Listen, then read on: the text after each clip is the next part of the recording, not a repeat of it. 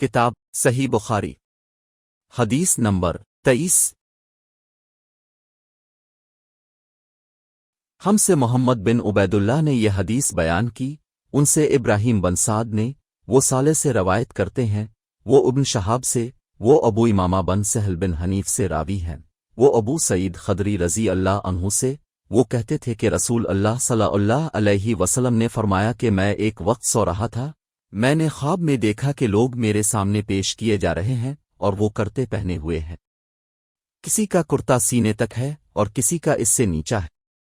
پھر میرے سامنے عمر بن الخطاب لائے گئے، ان کے بدن پر جو کرتا تھا اسے وہ گھسیٹ رہے تھے، یعنی ان کا کرتا زمین تک نیچا تھا۔ صحابہ نے پوچھا کہ اے رسول اللہ، اس کی کیا تعبیر ہے؟ آپ صلی اللہ علیہ وسلم نے فرمایا کہ اس سے دین مراد ہے۔